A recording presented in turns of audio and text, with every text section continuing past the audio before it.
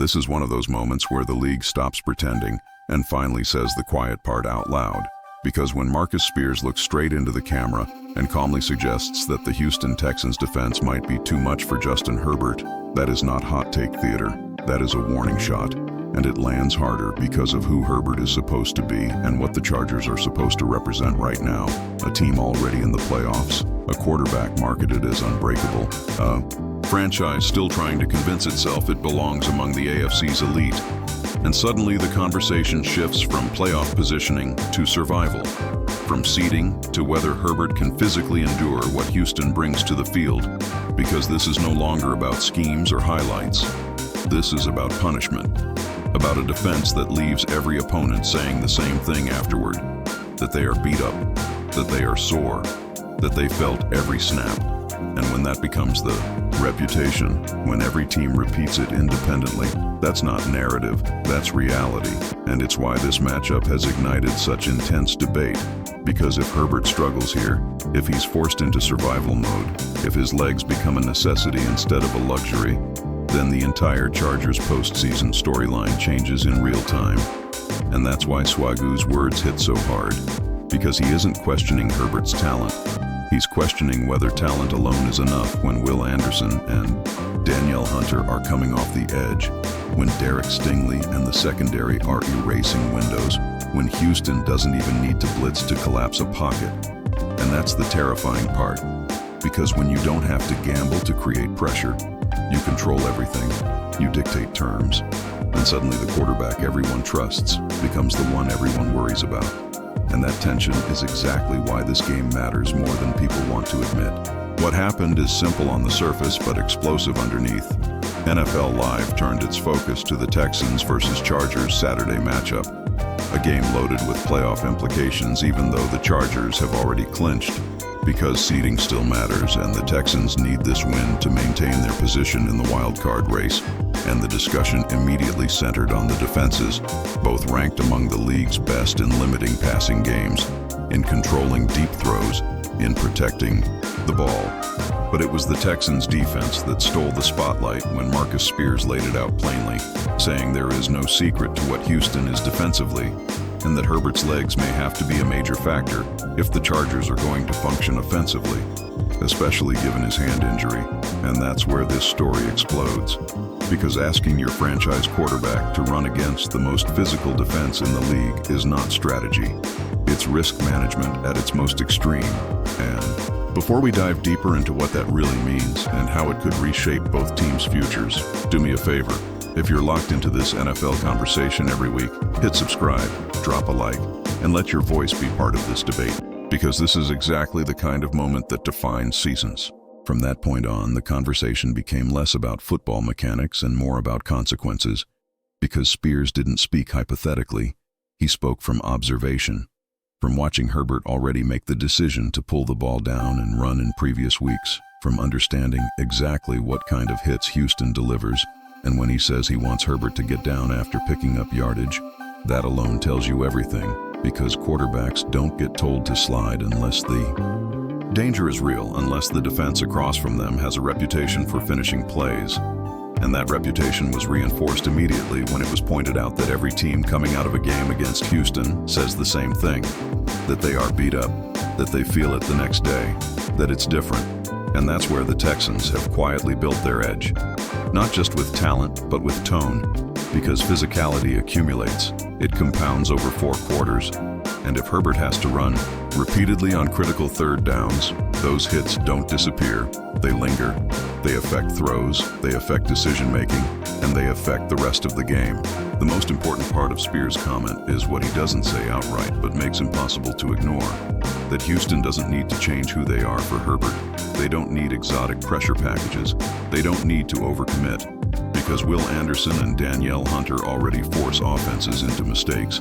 They already collapse pockets with a 4-man rush. And that allows the secondary to play with confidence, to take things away, to sit on routes. And when that happens, the quarterback is left with one choice: run. And that's why this matchup feels like a trap. Because Herbert running is both the solution and the problem. The only way to keep drives alive and the fastest way to absorb punishment from a defense that specializes in delivering it. The discussion naturally widened to include the Chargers' defense as well, because this isn't a one-sided conversation, and there was a clear acknowledgement that Los Angeles has built a legitimate four-man rush of its own, especially since the mid-season trade that elevated their pressure rate, creating situations where C.J. Stroud could find himself in 3rd and long if Houston doesn't commit to the run. And that's the chess match because both teams know exactly what the other wants to do, both. Teams rank near the top in limiting explosive passing plays. Both teams protect the ball. And yet the emotional weight of this matchup rests almost entirely on Herbert's shoulders, because Stroud isn't being asked to survive physically in the same way. He's being asked to manage, to avoid mistakes, to lean on an improving offensive line, and a run game that can keep him out of obvious passing situations. That contrast is where Spears' original point grows louder the longer you sit with it, because while Houston's offensive line improvement is described cautiously, it's still improvement.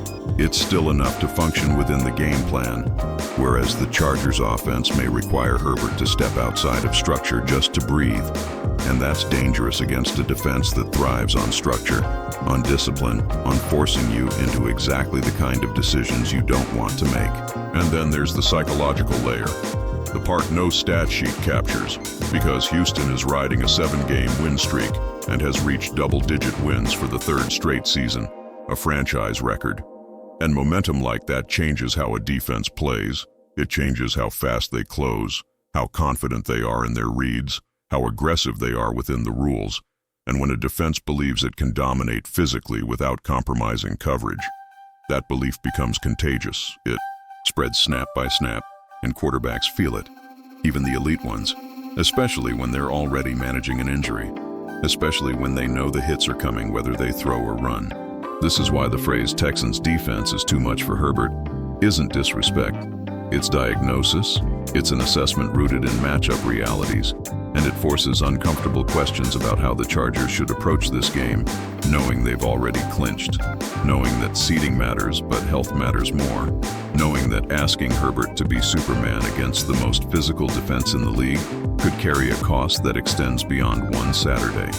And that tension is exactly what makes this conversation so compelling, because there's no clean answer, no safe path, only trade-offs. Revisiting Spears' words again, the emphasis on decisiveness stands out, because hesitation is death against Houston. Hesitation turns pressures into sacks, scrambles into collisions, and throws into turnovers. And while Herbert has proven toughness repeatedly, toughness is not immunity, and the panel's discussion made it clear that Houston counts on opponents testing that toughness, because eventually something gives, a throw sails, a read slows, a drive stalls, and that's when the Texans take control. What this all means beneath the surface is that the Texans have quietly reached a point where opponents don't ask how to beat them, they ask how to survive them, and when that becomes the framing, you've already won half the battle. And that's why this game resonates far beyond standings, because it's a measuring stick for both teams, a test of whether the Chargers' quarterback-centric identity can withstand a defense that doesn't flinch, and whether Houston's physical dominance translates cleanly into postseason relevance.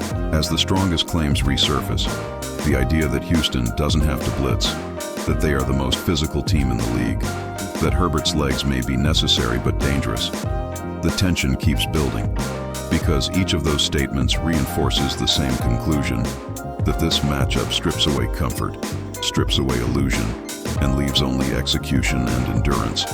And for a quarterback already playing through pain, endurance is the most unforgiving test of all. In the end, the impact of these comments extends beyond one broadcast segment, because they shape expectations, they frame the narrative heading into Saturday, and they subtly shift pressure onto Herbert and the Chargers, while Houston continues to play with the quiet confidence of a team that knows exactly who it is. And when a defense reaches that point, when its identity is universally acknowledged and feared, it doesn't need hype, it just needs opportunity. And this game is exactly that. A chance to prove that being too much isn't an insult, it's a reality.